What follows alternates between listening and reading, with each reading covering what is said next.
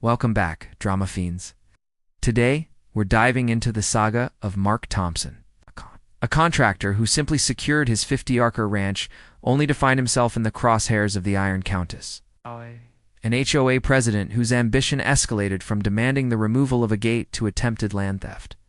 She tried to use a fraudulent foreclosure to seize his property for a multi-million-dollar rezoning scheme, but the whole plot was undone by a conflicted sheriff's deputy.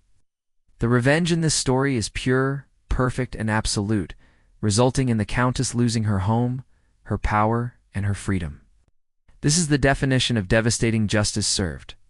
But first, if you want more stories of suburban tyranny, getting the comeuppance it deserves, you know what to do. Smash that like button, hit that subscribe button, and ring that notification bell.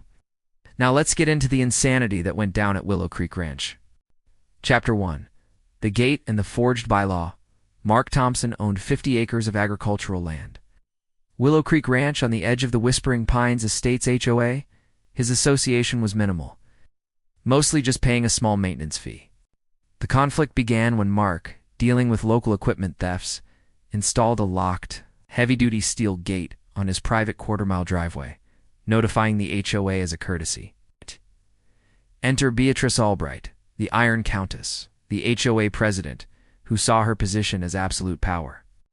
Albright immediately sent Mark a hostile letter demanding the gate's removal, citing a bylaw about unauthorized permanent barriers. Mark, a meticulous man, quickly proved her wrong, citing his deed and noting the bylaw she cited was actually about fence height. This rational challenge only fueled the Countess's fury. Albright responded with a certified emergency board abatement order, slapping Mark with an immediate $500 fine and demanding removal, claiming the gate was a fire hazard despite Mark having provided fire access keys.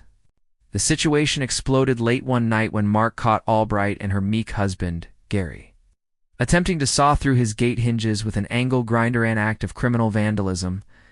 Mark immediately reported to the sheriff's department. Deputy Miller arrived, familiar with Albright's history, and issued a clear warning. Albright was on Mark's private property, and any further attempt to touch the gate would result in criminal charges. This minor legal setback only pushed the Iron Countess toward her final, most audacious move. Mark had stood his ground, but he had no idea the terrifying legal onslaught that was about to hit him. Chapter 2. Nuclear Escalation and the Hidden Conspiracy. The very next day, Mark received the ultimate betrayal, a formal notice of intent to foreclose and commence eviction proceedings from the office legal counsel. Albright wasn't just fighting the gate. She was using the obscure nuisance foreclosure clause to try and seize Mark's entire ranch.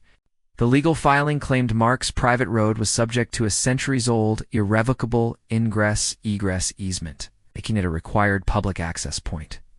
The evidence she submitted was devastatingly convincing. A professionally prepared survey map showing the gate on common property, a notarized board resolution unanimously authorizing the lawsuit, and the full legal history of the easement. Mark's lawyer was grim. Fighting this level of fraud would cost a fortune. Mark, however, decided to investigate the documents himself. Contacted a nervous board member, David, who confessed that Albright ran the board like a dictatorship and had forged the unanimous resolution. Mark also contacted the surveying company, who confirmed Albright had fraudulently used their logo on a fabricated map. The case was now full-blown fraud, but the motive remained murky until Deputy Miller intervened. Feeling deeply unsettled by Albright's aggression, Miller began checking public land records on his own time. He discovered the true nuclear secret. Albright had deliberately switched the legal description of Mark's actual access easement with an ancient, defunct logging road on his rear boundary.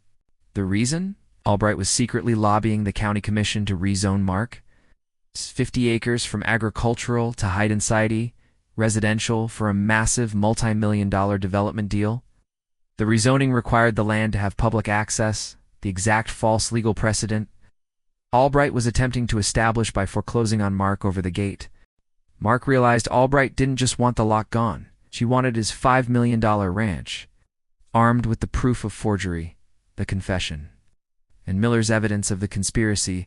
Mark and his lawyer bypassed the civil court and filed a private criminal complaint for fraud and attempted grand larceny with the county district attorney's office. Chapter 3.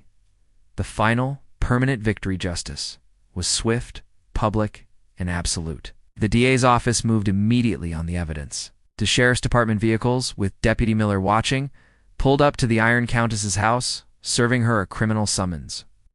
Albright's meltdown, captured by multiple neighbors on video, was instant. Screaming about her rights as she was escorted into the car. The immediate fallout was catastrophic. The HOA board stripped her of her presidency and issued a crushing $25,000 lien against her home for Mark's legal fees. The county commission, embarrassed by their near involvement in the conspiracy, immediately terminated all rezoning discussions for Mark's land, effectively destroying Albright's lucrative deal. Mark proceeded with a massive civil lawsuit for malicious prosecution and damages. There you have it, folks. It's a complete, final, and permanent downfall of the HOA dictator who tried to steal a ranch. Did the nuclear exposure of her rezoning plot shock you? Are you cheering when the Iron Countess was served the summons? Let us know the most satisfying part in the comments below. Don't forget to smash that like button, subscribe for more drama, and hit that notification bell. We'll see you next time.